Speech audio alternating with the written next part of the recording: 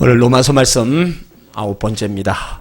행한 대로 보응하시는 하나님.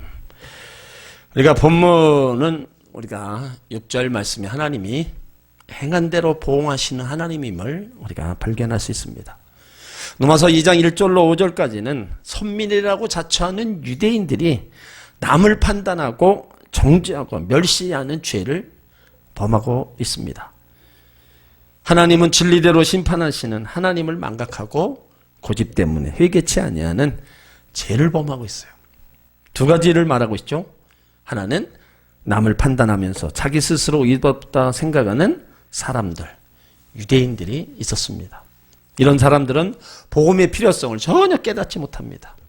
왜냐하면 자기들은 죄를 짓지 않으니까 하나님의 심판은 자기들과 아무런 상관이 없다고 해버립니다. 바울은 남을 판단하는 너희들도 똑같이 죄를 짓고 있다 그렇게 얘기했어요. 그것이 겉으로 드러났느냐 드러나지 않았느냐 그 차이일 뿐이지 너희들도 똑같은 죄인이라는 거예요. 그러니까 하나님의 판단이 진리대로 되는 것을 알지 못하느냐.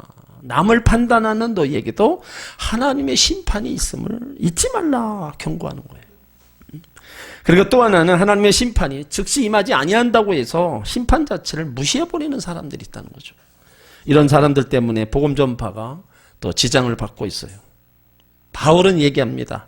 하나님이 너희들을 즉시 심판하지 않는 것은 너희에게 회개할 기회를 주신 거다. 그런데도 너희가 그것을 깨닫지 못하고 오히려 하나님의 인자하심과 용납하심과 하나님의 길이 참으심의 풍성함을 너희가 멸시하고 있다. 지적하는 거예요. 그래서 바울은 복음을 방해하는 사람들에게 아주 강한 경고의 말씀을 주었어요. 그 말씀이 바로 5절입니다. 여러분 5절을 다시 한번 보세요. 다만 내 고집과 회개치 아니한 마음을 따라 진노의 날 곧 하나님의 의로우신 판단이 나타나는 그날에 임할 진노를 내게 쌓는도다.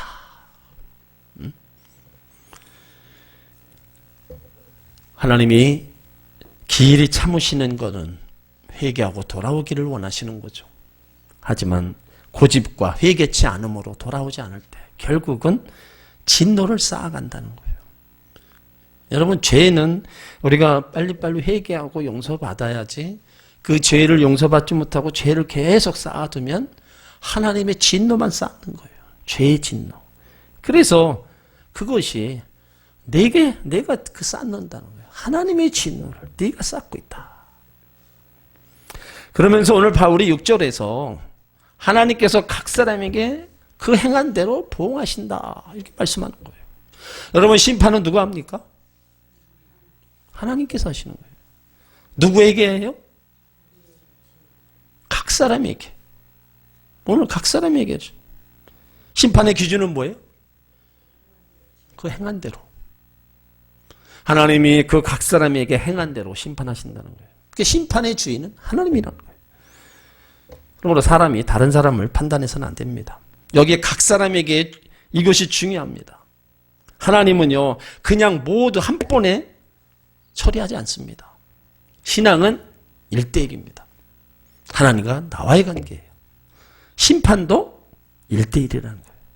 그러니까 그 누구도 봐주는 것이 없다는 거죠. 헬라인이나 유대인이나 뭐 동양인이나 저와 여러분이나 다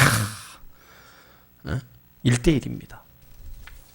하나님께서 판단하시는 대로 각 사람에게 명하시는 겁니다. 그 심판의 기준이 뭐라 그랬어요? 그 행한 대로라는 거예요. 그러니까 여기 행함이란 단순히 겉으로 드러난 행위만을 가르치지 않습니다. 인간이 품고 있는 마음까지 들여다보신다는 거예요. 하나님이 어떤 분이시냐? 시편 139편을 한번 찾아보세요. 시편 139편 2절로 4절. 하나님이 어떤 분이신가를 거기에 딱 기록해놨어요. 자, 다 찾으셨죠? 함께 있습니다. 주께서 나의 앉고 일어섬을 아시며 멀리서도 나의 생각을 통촉하시오며 나의 길과 눕는 것을 감찰하시며 나의 모든 행위를 익히 아시오니 여호와여 내 혀의 말을 알지 못하시는 것이 하나도 없으시니다. 앉고 일어섬도 알고 나의 생각도 알고 눕는 것과 가는 것과 나의 모든 행위, 나의 입의 모든 것도 알지 못하시는 것이 하나도 없다. 시편 103편 14절에도요. 저가 우리의 체질을 아신다. 하나님 우리 체질, 왜요? 만드셨으니까 당연히 아시겠죠. 부모는 자식의 체질을 대강 압니다. 그럼 아내들도 남편 체질을 알죠? 좋아하는 음식, 취미, 건강 여부는 대강 알아요. 그러니까 하나님은 인간을 창조하시요. 그러니까 하나님만큼 우리를 잘 아시는 분이 없다는 거예요. 의사보다 가족보다 하나님은 나의 체질을 아십니다. 체질까지 아시는 하나님이 각 사람이 행한 데를 모르시겠어요? 다 아시겠죠. 사람들은 하나님이 얼마 우리를 얼마나 보실까? 하나님이 내 뭐 행하는 거 다 알고 계실까? 때론 착각을 해요. 아닙니다.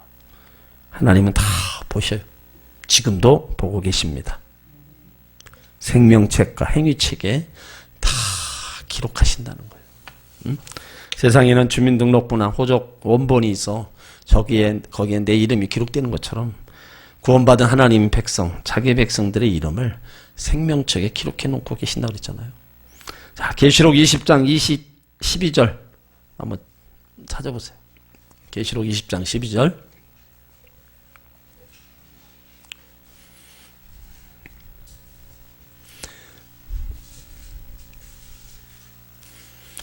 하나님이 그 백성들을 다 기록해 놓는 것입니다. 자, 계시록 2장 12절 있습니다. 또 내가 보니 죽은 자들이 무릇 대소하고 그 보좌 앞에 섰는데 책들이 펴 있고 또 다른 책이 펴져 있으니 곧 생명책이라. 죽은 자들이 자기 행위를 따라 책들에 기록된 대로 심판을 받으니. 여러분, 계시록에 기록된 말씀에 무릇 대소하고 죽은 자들은 보좌 앞에 있는데 그 책들에게 다 기록되어 있다는 거예요. 생명책에 행위에 따라서 다 기록되어 있다는 거예요. 이런 걸 보면 여러분, 우리가 하나님이 지금도 불꽃 같은 눈동자로 이렇게 내려다보고 있다. 이러면 우리가 어떻게 죄를 짓고 살아요? 어떻게 나쁜 일을 하고 살아요? 경각심을 가지고 우리가 살아야 된다는 거예요. 계시록 2장 15절에도요. 누구든지 생명책에 기록되지 못한 자는 불못에 던지운다. 그러니까 예수님은 이 생명책에 기록된 이름으로 인해서 기뻐하라고 얘기하고 있어요. 누가복음 10장 20절에 보면 그러나 귀신들이 너희에게 항복하는 것으로 기뻐하지 말고 너희 이름이 하늘에 기록한 것으로 기뻐하라. 너희 이름이 하늘에 기록된 것으로 기뻐하라. 어떤 사람이 생명책에 기록되어 있습니까? 하나님을 경외하는 자라고 그랬어요. 자, 말라기 3장 16절을 한번 더 찾아보세요. 어떤 사람이 그 생명책에 이름이 기록되느냐?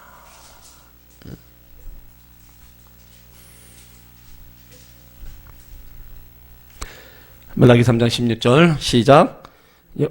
여호와를 경외하는 자와 왜요? 틀려요?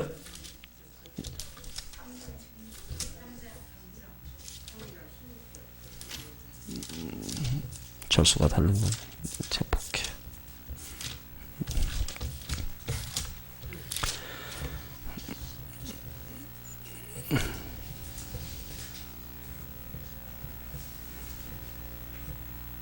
그 중간부터 읽으시면 돼요.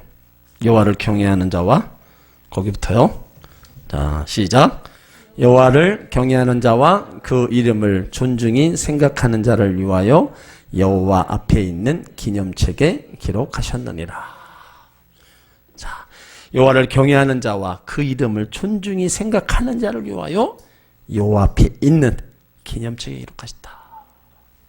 또 하나님께 범죄하면 그 이름이 지워진다고 얘기하고 있어요. 자, 출애굽기 32장 33절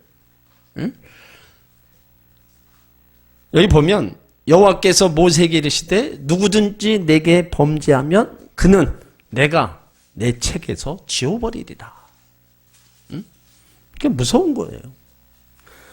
여러분 우리의 이름이 지워지면 우리는 망하는 겁니다. 그 생명책에서 우리 이름이 지워진다. 그 음부에 떨어지는 거예요. 그러므로 우리 이름이 그 생명책에 기록되어 있다. 얼마나 감사한 건데. 또 하나의 책은 우리 행위를 기록한 책입니다.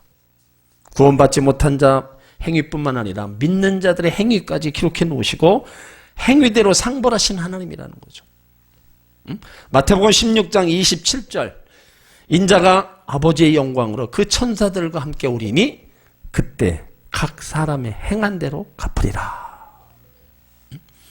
각 사람의 행한 대로 갚으리라. 무서운 겁니다. 하나님 앞에서 가장 큰 죄 4가지가 있는데 불신, 불신앙, 불의, 불선입니다. 예수 믿어 구원받은 사람은 이제 상급의 심판이요. 그렇지 못한 사람은 형벌의 심판을 받습니다. 하나님의 심판의 기준이 뭐예요? 심판의 특징은 공정성이 있다는 거예요. 하나님은 변덕하거나 불공정하지 않습니다.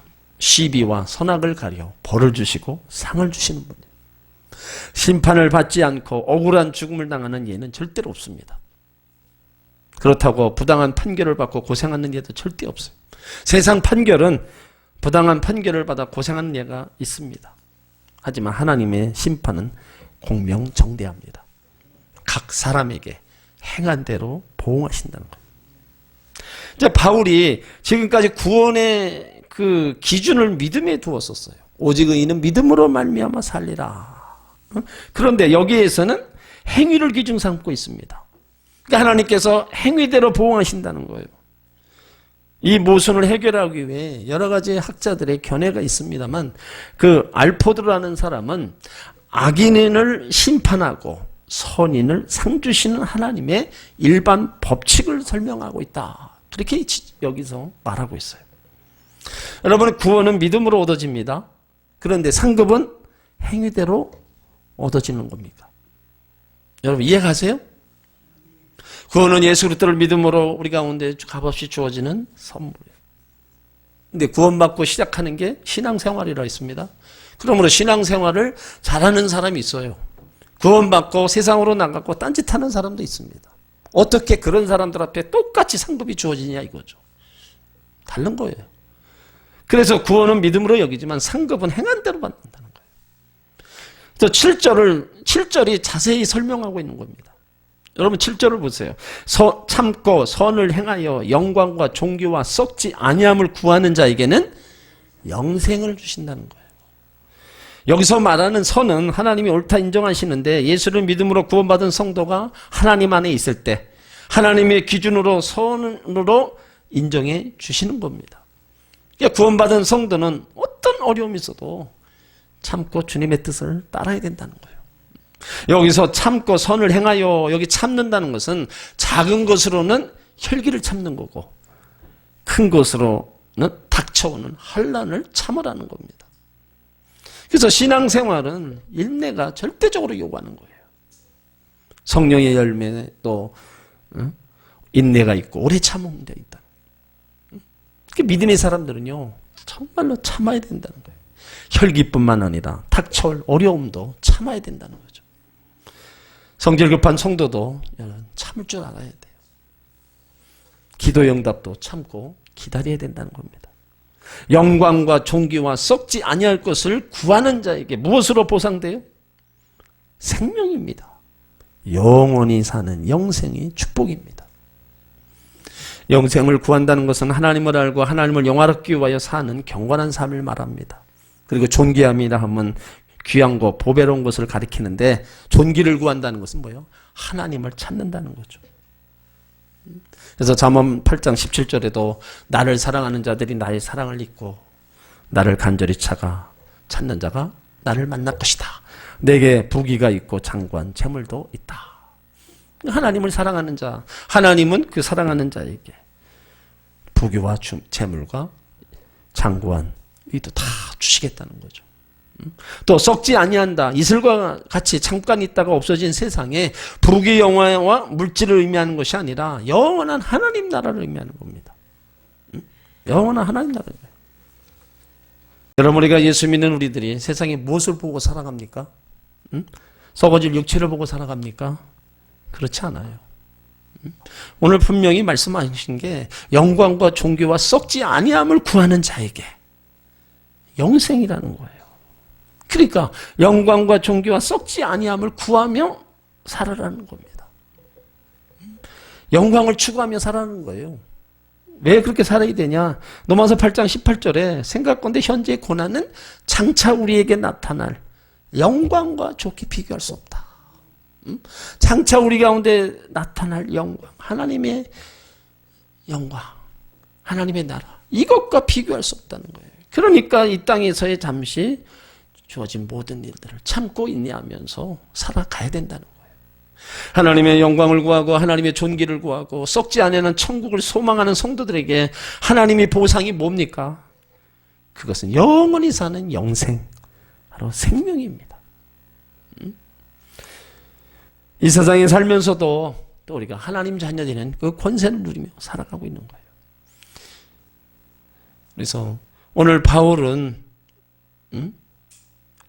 분명히 행한 대로 보응하시는 하나님께 7절의 말씀처럼 살아가라고 우리 가운데 얘기하는 거예요. 참고 선을 행하여 영광과 존귀와 썩지 아니함을 구하는 자에게 영생이 있다. 그와 반면에 8절을 보세요. 오직 당을 지어 진리를 쫓지 아니하고 불의를 쫓는 자에게는 노와 분으로 하시리라. 당을 짓는다는 말은 두 가지 의미가 있습니다. 하나는 끼리끼리 모인다는 말입니다. 다른 의미는 이기심에 얽매인다는 말이에요. 당을 짓는 자는 이 사람 저 사람 격동시켜 악한 말로 다른 사람을 비방하고 악평하면서 불평, 불만을 품게 하는 그 공동체에 바로 같이 죄를 짓습니다. 한 사람이 주동이 되어 선정하면 다른 사람들이 그 일에 동조하여 악한 세력을 구성하는 거예요. 그러니까 불의를 쫓는 자에게는 하나님이 노와 분을 바라신다는 거예요. 하나님이 진노하시면 여러분 누가 대적하겠어요? 작게는 징계지만 크게는 심판이라고 그랬습니다. 그래서 우리는 절대로 불의를 쫓아서는 안 되는 겁니다. 그 불의를 쫓아서는 안 되는 거, 그것이 히브리서 12장 4절에서 죄와 싸우되 피 흘리기까지 대항해라, 그런 말씀이 있어요. 그러니까 죄와 불의를 우리가 잘라내려고 우리가 정말로 노력을 해야 된다는 거죠. 여기 8절에 믿지 않는 그 불신자들에게 나타나는 세 가지 특성이 있어요. 당을 짓는 거, 진리를 쫓지 않고 불의를 쫓는다는 거. 유대인들을 한번 생각해 봐요. 저들은 선민의식을 가지고 있습니다. 할례받은 자기들은 할례당이라 하고 할례받은 이방인들은 무할례당이라고 마음대로 판단하고 멸시했어요. 그러나 하나님의 뜻은 그것이 아닙니다. 또한 진리를 저들은 쫓지 않았다고 얘기하고 있어요.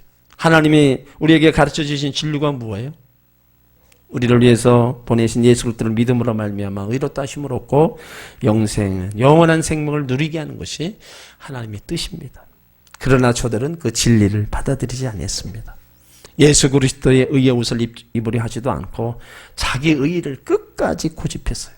그러니까 결과적으로 저들은 불의를 쫓게 된 겁니다. 진리를 쫓지 않으면 불의를 쫓을 수밖에 없는 거예요. 예수님의 말씀대로 사람은 본질적으로 두 주인을 섬길 수 없기 때문입니다. 이와 같은 불신자들에게 하나님의 의로우신 판단이 나타나는 그날에 하나님께서 무엇으로 보응하신다고 그랬어요? 노와 분으로 하시리라. 노는 뭐예요? 부글부글 끓어오른다는 겁니다. 분은 뭡니다? 터져버린다는 거예요. 마치 주전자에 물을 붓고 불을 떼면은 부글부글 끓어오르잖아요. 하나님이 노하시는 모습이 그렇다는 거예요. 계속 가열하면 어떻게 됩니까? 한계에 일러요. 그러면 뚜껑이 날아갑니다. 터져버리고 그래요. 바로 그렇게 분을 내신다는 거예요. 노아 분을 내신다. 믿지 않는 자들, 행악하는 자들에게 하나님의 의로우신 판단이 나타나는 그날 하나님의 진노가 화산처럼 터져버리게 된다. 8절 말씀이 당을 지어 진리를 쫓지 아니하고 불의를 쫓는 자 노아 분으로 하시리라. 무서우신 하나님입니다. 9절에 또 나옵니다. 악을 행하는 각 사람의 영에게 환난과 곤고가 있으리니 첫째는 유대인에게요 또한 헬레인에게며. 여기 악을 행하는 각 사람에게는 속 사람을 가리키는 겁니다. 악을 행하는 자는 외부적으로만 환난을 당하는 게 아니라 속 사람, 내 심령의 고통이 먼저 온다는 거예요. 다윗은 이 심령의 고통을 절실히 겪어온 사람입니다. 그래서 시편 32편 3절로 4절에 보면 내가 토소치 아니할 때 종이를 신음함으로 내 뼈가 쇠하였도다. 주의 손이 주야로 나를 누르오니 내 진액이 화하여 여름 가뭄에 마름같이 되었나이다. 악을 행하는 자에게 하나님이 보응하십니다. 어떤 보응이에요? 환난과 공고가 온다는 거예요. 여기서 환난의 뜻은 내려 누른다는 겁니다. 그러니까 하나님 위에서 내려 누르는 이 하나님 간섭을 말하는데 여러분 하나님이 누르시면 피할 길이 없습니다. 또 공고가 뭐예요? 심령이 괴로워서 고통당하는 거예요. 쉽게 말하면 평강이 없다는 거죠. 이사야 57장 21절에도 하나님의 말씀에 악인에게는 평강이 없다 하셨느니라. 악을 행하는 자는 하나님의 교제가 끊어집니다. 여러분 우리가 주님을 믿는다고 하면서 악을 행하면 심령이 괴로워지고 마음에 공고가 찾아옵니다.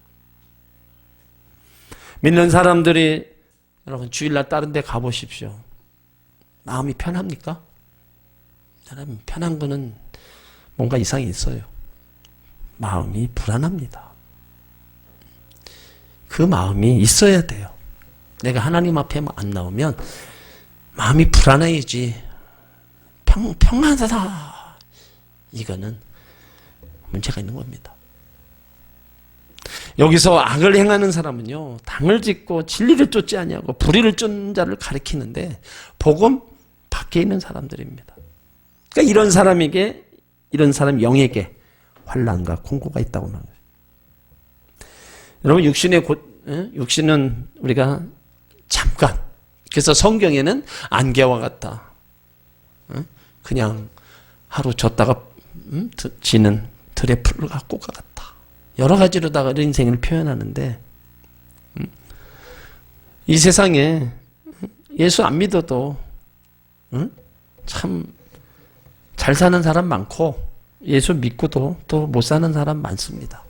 근데 그들에게 똑같이 주어진 건 뭐냐? 인생은 잠깐이라는 겁니다. 분명히 기억해야 돼요. 영은 영원합니다. 저들이 지옥에서 당해야 할 고통, 믿지 않는 자들이 당해야 할 고통은 끝이 없다는 겁니다. 저들이 앞으로 지옥에서 환난과 공고를 세세토록 밤낮없이 당하게 된다는 거. 이게 얼마나 고통스럽냐고요. 그러니까 예수 믿지 아니한 자들이 하나님의 의로우신 판단이 나타나는 그날 당할 지옥의 고통은 영원토록 끝나지 않다는 거예요. 근데 그게 첫째는 유대인에게요. 또한 헬라인에게다. 10절에도 그 말씀이 나와요. 자, 구원이나 은혜도 마찬가지로 심판, 형벌 있어서도 유대인이 우선적입니다. 먼저 유대인에게는 복음이 먼저 주어졌기 때문에 구원을 거절할 형벌도 유대인에게 우선적으로 적용된다는 거예요. 여기서 헬레인은 이방인을 뜻합니다.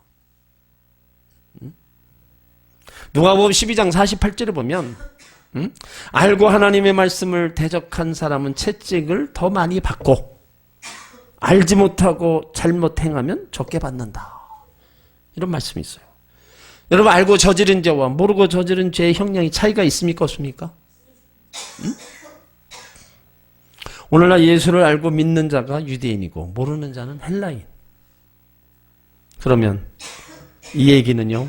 믿는다고 하는 우리가 책임이 더 크다는 거예요.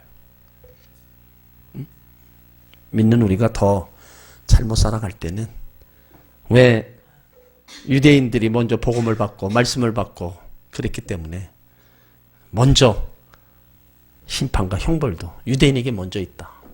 그 말씀이 바로 먼저 믿는 우리에게 더 책임이 있다는 겁니다. 왜 먼저 믿었는데, 왜 그 말씀을 알고 있는데 왜 바르게 살아가지 않느냐 이거예요. 그러니까 우리가 주님 오실 때 더 책망을 받게 됩니다. 이런 걸 생각하면 우리가 열심으로 믿음 생활해야 되고 정말 하나님 말씀 안에 바로 살아가려고 더 우리가 노력을 해야 된다는 거예요. 먼저 믿어서 구원이 주어졌는데 엉망으로 삶을 살아보세요. 그 삶은 여러분 그 책에 기록된 대로 다 심판하신다고 하시는 것을 보면 먼저 믿었으면 먼저 더 바르게 의롭게 바르게 정말로 잘 살아야지 똑같이 믿지 않는 사람보다 더 악하게 살아간다는 것은 하나님 앞에 심판의 대상이 될 수밖에 없는 거예요. 그래서 오늘 9절에 악을 행하는 각 사람이 영에게 환난과 권고가 있다. 유대인 또한 헬라인. 10절에도 똑같습니다. 이제 반대예요.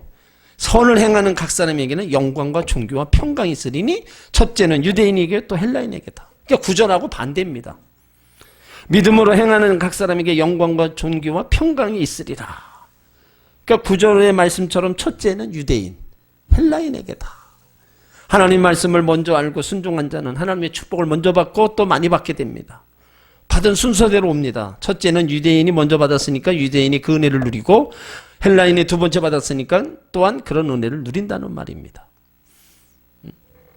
그러니까 우리가 먼저 예수를 믿어서 바르게 우리가 살아가면 하나님의 영광과 존귀와 평강이 우리 가운데 임하는 거. 이것이 지금 바울이 우리 가운데 지금 말씀하고 있는 거예요. 악을 행하는 자와 또 선을 행하는 사람. 그 선과 악에 대한 그 심판과 형벌, 은혜와 복이 바로 먼저 믿는 자로부터 임한다. 그래서 그것이 유대인에게요, 또한 헬라인에게도. 11절에 보면 이는 하나님께서 외모로 사람을 취하지 아니하심이니라. 이 구절이 6절로 10절까지 결론입니다. 그러니까 하나님은 우리 속을 보시는 분이라 그랬잖아요. 잠언 16장 2절에도 사람의 행위가 자기 보기에는 모두 깨끗하여도 여호와는 심령을 감찰하시느니라. 그러니까 외모란 얼굴일 수도 있고 주변 여건일 수도 있습니다. 뭐 배웠다 안 배웠다 가졌다 못 가졌다 이런 외형적인 모습입니다. 그러니까 인간 세계는 외형적인 조건 때문에 계급 사회가 존재해요. 그래서 여러 가지 계급 형태에 따라 사람들을 한 개인들을 판단합니다. 이렇게 인간이 만든 계급이라는 형태에 따라 인간의 귀천이 결정되고 대우가 달라지는 거예요. 사람의 기준은 항상 그 외모에 있다는 거죠. 그런데 하나님은 절대로 심판하실 때 외모를 보지 않는다. 야고보서 2장 9절에 보면 만일 너희가 외모로 사람을 취하면 죄를 짓는 거다. 신명기 10장 17절에도 하나님은 사람을 외모로 보지 아니하시며 뇌물을 받지 아니하신다. 하나님은 외모로 보시지 않고 심령 속에 살아있는 영을 보시고 마음속에 품고 있는 중심을 보십니다. 사무엘상 16장 7절에도 그 용모와 신장은 보지 말라. 내가 이미 그를 버렸노라. 나의 보는 것은 사람과 같지 아니하니 사람은 외모를 보거니와 나 여호와는 중심을 보느니라. 하나님은 우리 심령 속에 영을 보십니다. 그 영이 살았냐 죽었냐. 로마서 8장 9절에도 만일 너희 속에 하나님의 영이 거하시면 너희가 육신에 있지 아니하고 영에 있나니 누구든지 그리스도의 영이 없으면 그리스도의 사람이 아니니라. 하나님의 영이 우리 안에 거하시면 육신에 있지 아니한다. 영에 있다. 하나님의 영이 우리 안에 있는데 우리가 왜 자꾸 악한 길을 가냐 이거죠.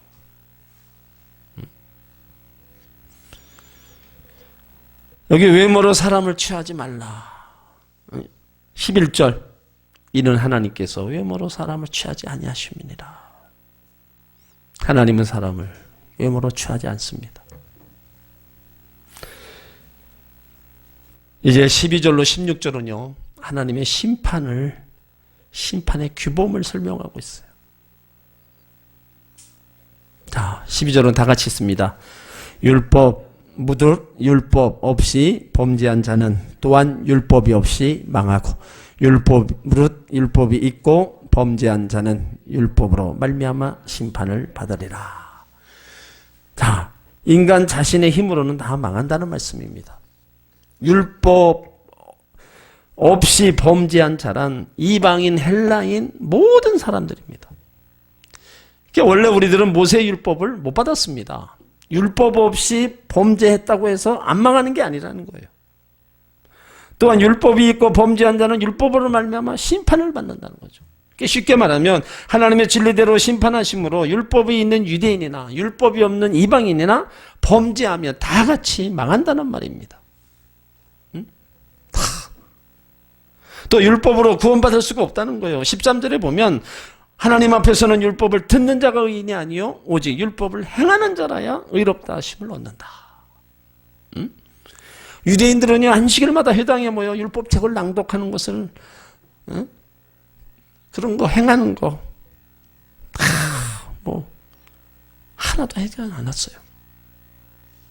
듣고도 또 행하지 않으면서 의인도 못 되고 행하는 자라 의인이 됐다.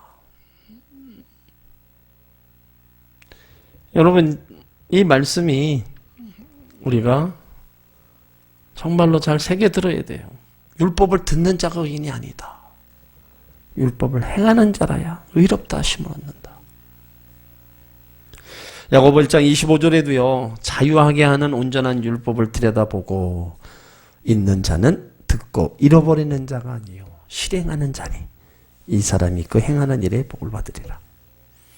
자유하게 하는 온전한 율법을 들여다보고 있는 자는 듣고 잃어버리는 자가 아니요 실행하는 자니 이 사람이 그 행하는 일에 복을 받는다. 여러분, 우리가 지금 많은 말씀들을 듣습니다. 어찌 보면 내가 듣고 싶은 말씀을 골라서 들을 수 있는 시대예요. 여러분, 듣는 거 좋습니다. 근데 더 중요한 게 뭐예요? 하나라도 듣고 제대로 행하라는 겁니다. 그 많은 거 듣고도 행하는 거 하나도 없으면 뭔 소용이 있냐 이거죠.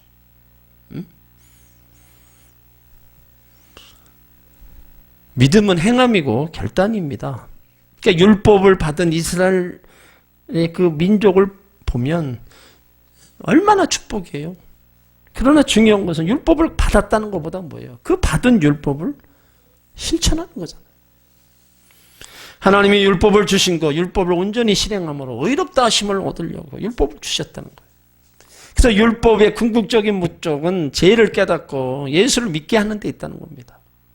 율법을 온전히 실천할 수 없다는 그 자아, 이것들을 다시 한번 깨닫고 하나님의 믿음으로 구원을 얻게 한다는 거예요. 14절 말씀을 보세요. 율법 없는 이방인이 본성으로 율법의 일을 행할 때는 이 사람은 율법이 없어도 자기가 자기에게 율법이 된다. 자, 하나님이 주신 본성이 무엇입니까? 하나님이 우리에게 주신 그 본성은 양심입니다. 그래서 먼저 자기 자신이 심판을 받아야 된다는 겁니다. 여러분, 사람이 죄를 짓게 되면 양심의 가책을 받아 안 받아요? 제일 먼저 자기 자신이 받는 거예요. 그러다 보면 마음의 평안이 사라지는 겁니다. 불안과 공포가 엄습해와요. 그래서 죄짓고는 못 산다는 겁니다. 자기 양심이 자기 율법이 되는 겁니다. 그러니까 24절의 말씀이 율법이 없어도 자기가 자기에게 율법이 된다. 그 양심의 가책을 받아서 본인이 그걸 안다는 거죠.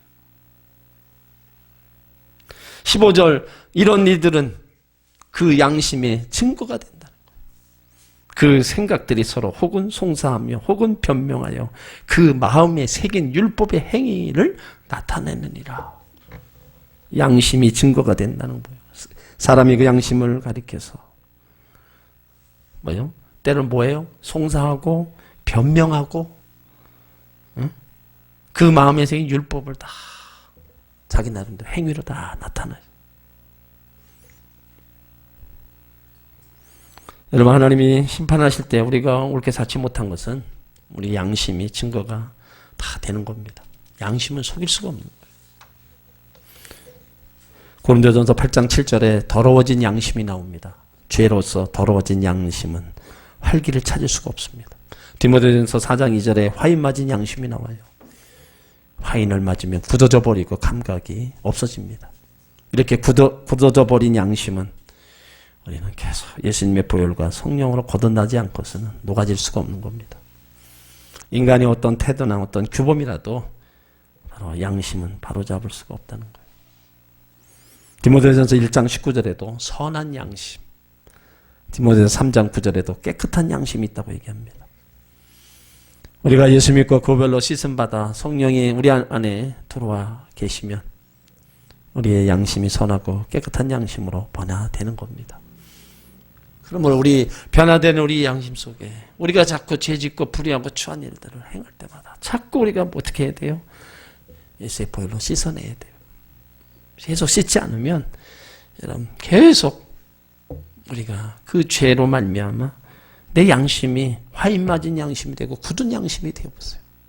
회개할 조차도 못 느끼고 잘못을 행하고도 내가 잘못 행한 것조차도 몰라버린다. 이게 무서운 겁니다. 그때마다 씻고 그때마다 우리가 내 또 무엇을 잘못 행한 것이 생각나고 그럼 또 하나님 앞에 나와서 우린 또 긍휼을 구하고 죄 씻음 받는 우리의 부르짖음이 있을 때 이런 번씩 7번이라도 죄를 용서하시는 그 은혜로 깨끗함을 입는 겁니다. 16절 보세요. 내 복음이 내 복음의 이른 바와 같이 하나님이 예수 그리스도로 말미암아 사람들의 은밀한 것을 심판하시는 그날이라. 그러니까 16절에 은밀한 것이 드러나는 그날인데 어떤 날입니까? 바로 심판의 날이라는 거예요.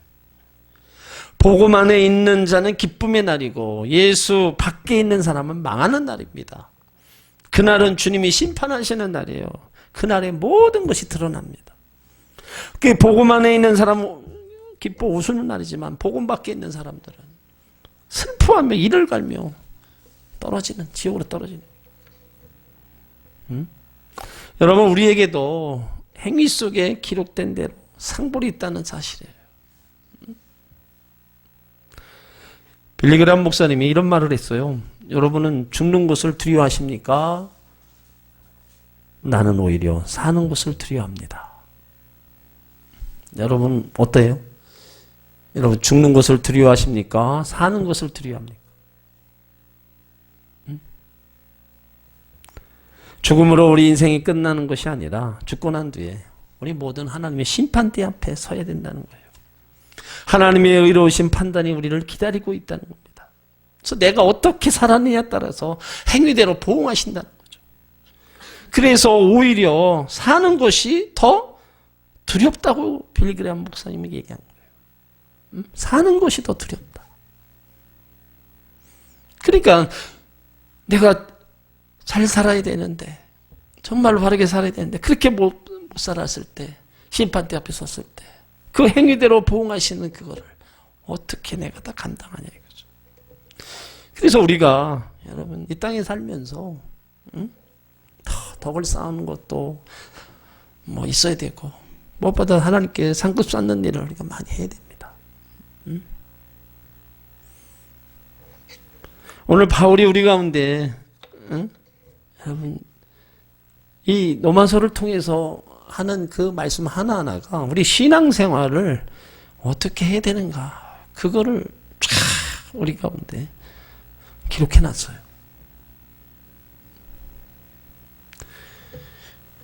오늘 각 사람에게 행한 대로 보응하시는 그 하나님 참고 선을 행하여 영광과 존귀와 썩어질 아니할 구하는 자에게는 영생을 주신다. 당을 짓고 진리를 쫓지 않고 불의를 행하는 자에게는 하나님이 노와 분을 바라신다. 먼저 믿는 자들에게 악을 행하는 사람에게는 환난과 공고가 있고 선을 행하는 사람에게는 영광과 존귀와 평강이 있다. 은밀한 가운데 심판하시는 선악간의 모든 것을 판단하시는 하나님, 그날이 우리 앞에 이를 때가 있다는 겁니다. 우리는 먼저 믿은 자들이에요. 그러니까 먼저 믿은 우리가 더 잘 믿어야 됩니다. 여러분, 다른 사람은 몰라도 하나님과 나와 신앙이 1:1 관계라면 정말로 우리가 나라도 주님 앞에 바로 서서 믿음의 길을 가야 돼요. 이것저것 여러분 뭐가 어떻고 저떻고 우리가 따질 게 없어요. 주님 바라보고 나가는 그 믿음의 길에는요 장애물이 있을 수가 없는 겁니다. 우리는 말씀을 듣고 행하는 자가 되어야 됩니다. 그것이 또 더 복이라고 우리 가운데 말씀하고 있잖아요. 그러면 우리 앞길에 정말로도 하나님 기뻐하시고 원하시는 귀한 일들을 이루는데 힘쓰고 애써야 될 줄 믿습니다.